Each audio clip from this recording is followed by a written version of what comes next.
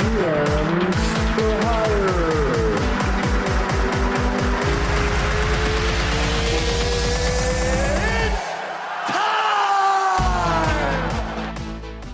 Welcome back, everybody, to GMs for Hire. My name's Will Polson. Alongside with me today is Matthew Perry, and we are here to bring you a very quick episode on an update in the MLB as Steve Cohen, a multi-billion-dollar man, has decided to buy the New York Mets from the Wilpon and the Katz family for $2.4 billion. With that money, he will now own 95% of the team. 5%, I'm assuming, is going to stay with either Wilpon or Katz, or maybe just a combination of the two. But now very much a majority owner of the New York Mets. And with his net worth at over $14 billion, he is by far the most wealthy MLB owner. I think the next closest has a net worth of about $4.5 billion or somewhere around there. And I want to say it's the Indians owner. But that is a significant difference, over $10 billion. And I think this is still pending approval from the MLB. And I think when this gets approved, this could absolutely change the face of the Mets. And Matt, I want to know if you agree or not. Oh, yeah, for sure. This is a new era for the New York Mets, and this is something that I know New York Mets fans have wanted for a long time. We have a couple buddies up in New York that were talking to us the other day about this deal, and just they were ecstatic at how Steve Cohen's going to come in. He's going to change the Mets organization for the better. Wilpon was terrible in the years prior. We know that. From what I hear from from Mets fans, they have really high expectations for him. So I think this could do a lot for the Mets. I don't know if it'll do everything that they are saying it will. They kind of think Steve Cohen's going to play God or something on the free agent pool. We'll see how that goes. But, yeah, this is going to be big for the Mets. I think with the Mets fans are very hopeful just to get Wilpon and Katz out of there. I've heard a lot of negative things about the Wilpon and the Katz family owning that team, and I've heard that they've made a lot of questionable decisions and haven't necessarily gone out and made the moves that they need to make. And hopefully Steve Cohen will bring that to the Mets. At least, as you mentioned, they definitely seem as if they're going to – they definitely have high hopes for him, as you mentioned.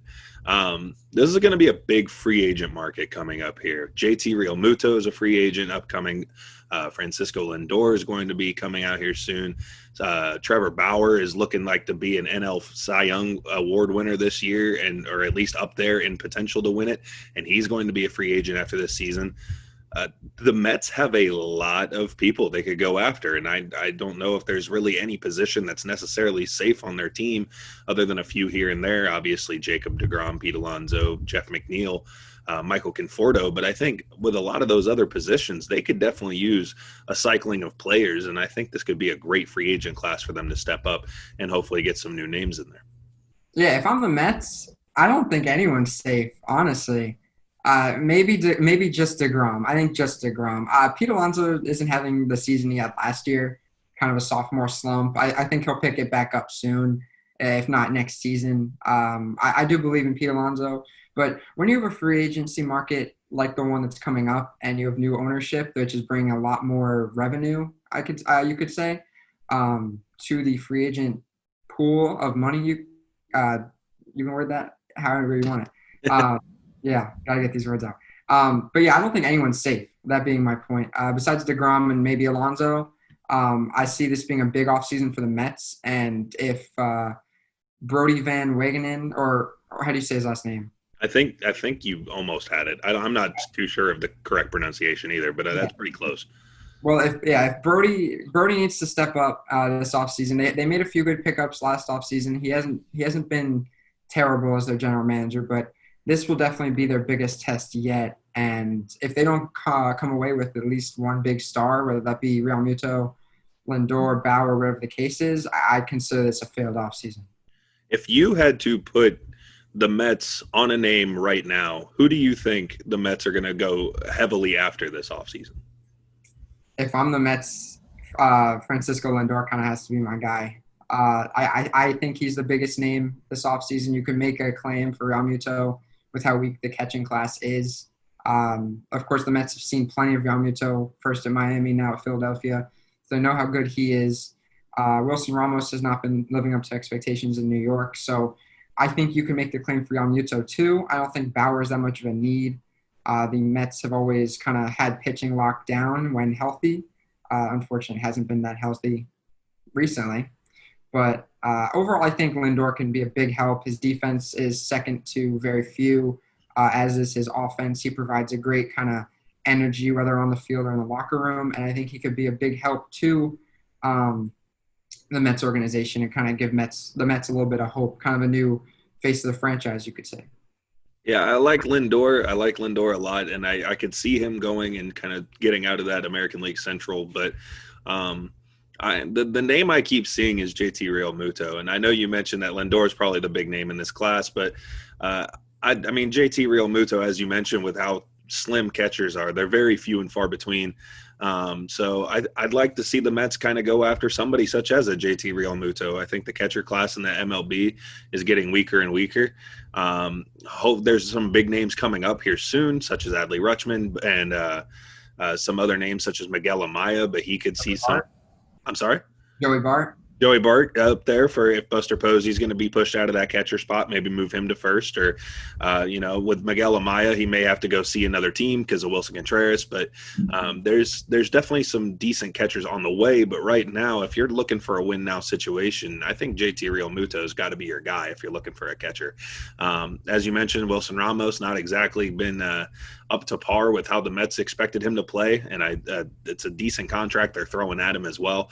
I think they'd love to get that off the books and try to get somebody in like JT Realmuto, who's already been on 2 of the 5 teams out in that division. Why not make it 3? But yeah, I mean, I like some of the Mets pitching. Obviously, you got to love DeGrom. You got to love Syndergaard when they're healthy. Stroman being a big voice for the let us play movement and like tell us when and where, and then stepping out on the season. It's a little questionable, but Seth Lugo's been pitching really well, so well that they decided to make him a starter and try to get him out of that hellacious bullpen. I'm pretty sure Stroman's set to be a free agent after this year, so they really got nothing. They really got nothing out of Marcus Stroman. He came in. I want to say our Mets friend said that he only pitched like 7 games. Yeah, he gave them not even a quarter of a season, and then dipped this season after talking about how bad he wants to play. And then I don't think he'll re-sign with the Mets. I don't see a way in which, especially after being that one of those big voices to try to get everybody to play and then opting out, I'm not sure if the Mets will want to re-sign him. And honestly, I think that'll be a big thing for a lot of teams whenever, if they had players opt out, maybe just kind of, write them off the books and be like, all right, well, unless bearing a certain situation, obviously, if you have health risks, then yeah, definitely don't play. But, in certain scenarios, if you're fine, like why are you opting out? And I think a lot of GMs will look at that a little weird, but I mean, if I'm the Mets, I'm still going to give him offer him a contract. I mean, he's still a quality pitcher, obviously when he's pitching. I know for my Yankees, I'd like them to take a look at him if we can't get Trevor Bauer, but that's for a different time. And obviously, Marcus Stroman, Trevor Bauer are both absolutely amazing arms to have as a 3-starter. Either way, you're lucky to have either one of those pitchers, especially to sit behind DeGrom and Syndergaard. But I mean, at the end of the day, I could see them really going for JT Realmuto. And as you mentioned, our buddies who are Mets fans have been very adamant about getting JT Realmuto. It seems to be the name that they really want to tie to the Mets. And so we'll see who exactly they go after. But right now they're battling away out there in the NL East. They're not exactly doing great, but hopefully under new leadership next year. So we'll see what Steve Cohen can do. A very, very wealthy man. We'll see exactly how he can put it all together. And hopefully a new Mets team coming up this next season. But until then, any closing thoughts on this one? It's going to be a new era for Mets baseball, I could say that. And baseball's more fun when the Mets are contending, honestly. It's fun to watch them suck and, do Mets-type things. But when things are competitive, they're a fun team to watch.